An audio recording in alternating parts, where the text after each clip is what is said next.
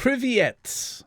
Having put a lot of time into Tarkov recently with the intent of escaping, I'm asked many times on stream if the game is really worth it. Let's find out and go through the good, the bad, and the scavs. Escape from Tarkov is a realistic take on the FPS genre developed by Russian studio Battlestate Games. Its first showing coming back in August 2016 when the game went into closed alpha. As of today, the game is still in beta, having started in July 2017 but with the plans for a full release. Soon-ish. Maybe. Perhaps.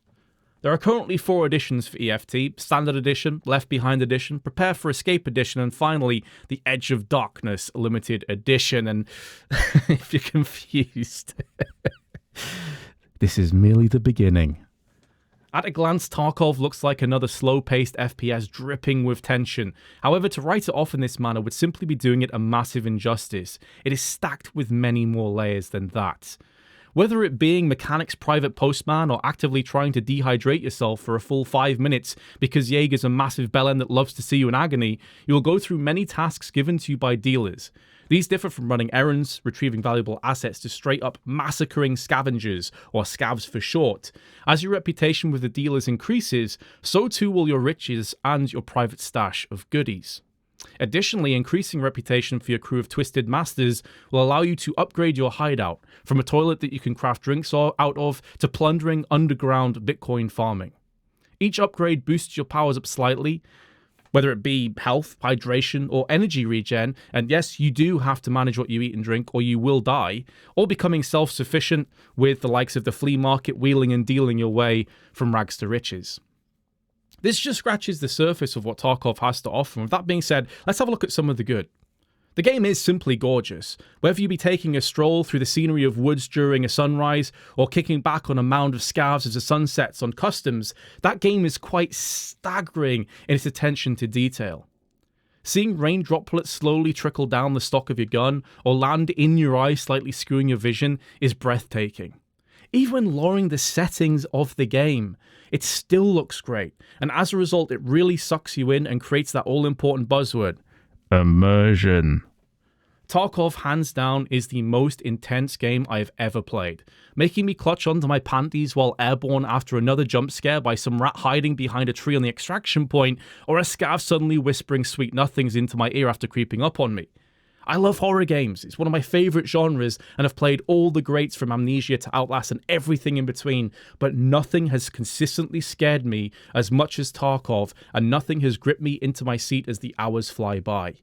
1 hour quickly becomes 8 on stream, and I have no idea where that time has gone. That is the making of a truly excellent game. Nothing beats the adrenaline-fueled moments where you are trying to keep all the loot, like an evil Santa Claus going back up the chimney, knowing you're sat on millions of rubles, being shot at from every angle and having insults thrown your way from angry scavs. Gunplay, for the most part, is also excellent. This is a game that will kick your ass until you form Stockholm Syndrome, and you can't stop coming back for more. This is the most abused I've ever been, and I love it. There are a myriad of attachments and mods for weapons, allowing you to customize how you want to play. If you're feeling a little frisky and want to go in all guns blazing, you can put on a big-ass magazine in your shotgun and go hunting in factory. If you feel like pinging scavs from a safe distance, might I interest you in a suppressed sniper rifle, comrade? The sheer steepness of the learning curve may put you off at first, as this game will not hold your hand and walk you across the street. Truth be told, it's more likely to push you in front of the oncoming traffic. It has no chill. But once you start to crack through to the other side, there are few experiences more rewarding in gaming. If you're a greedy little loot goblin, EFT has you covered too. From finding crafting materials for your hideout, or to trade with dealers for some juicy rewards, or multiple currencies for you to build up, the replayability in Tarkov is vast.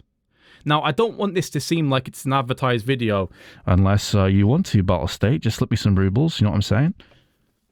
But, like scavs, let's keep this balanced and talk about the bad. There isn't any. Battlestate? Nothing? Alright. Well, it's still in beta. While Battlestate have done their best to release frequent patches including new maps, weapons, balancing, optimization and much more, the game has been in beta for over 2 years, and at times it really can show. I've had a plethora of problems with having to reinstall or pray to the computer gods that the game will finally boot up without crashing to desktop or completely freezing my computer so I have to restart the whole damn thing. 4 reinstalls later, the game started working again and I got lost in Tarkov once again, in more ways than one. While this entire video is, of course, just like my opinion, man, the sound has some issues too. Overall, I really like the sound. It's pretty great. The guns sound phenomenal, really adding to the immersion. However, I've had many an issue where it sounds like someone is in my head and it turns out they're actually about 300 meters away cooking a barbecue of prapor. Then other times I hear a scav call me his best friend. I mean, that's what Suka means, guys, right? For what sounds like a bathtub within a submarine in the Marina Trench, and he's actually in my back pocket giving me open brain surgery with a Moss in the Gant. When the game is already ball-breakingly brutal, little snaps like this start to feel more like Mike Tyson has took a strong disliking to you than just an inconvenience. As gaming has evolved and developed, it seems we have lost our way with it being a little too forgiving at times. Don't get me wrong, I'm a bona fide scrub lord, but I do love a challenge. If this isn't you, Tarkov might not be what you're looking for. I'd highly recommend you check out some of the content on YouTube or Twitch before delving into the fields of murder. This isn't as bad as such, it's just a warning to those of you that may be on the more casual side of gaming.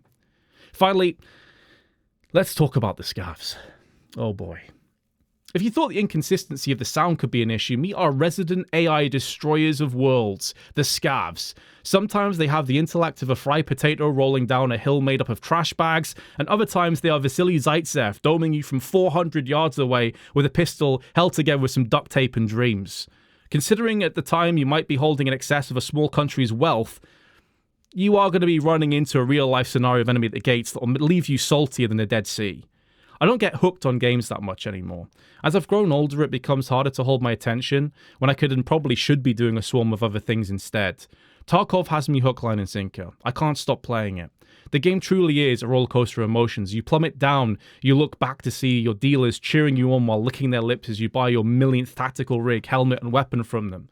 This is the most intense game I've played, and I don't plan on stopping anytime soon. It isn't for everybody. Leave all your expectations of an FPS game at the door, but for me there is something truly special about Escape from Tarkov. Dos Vidania.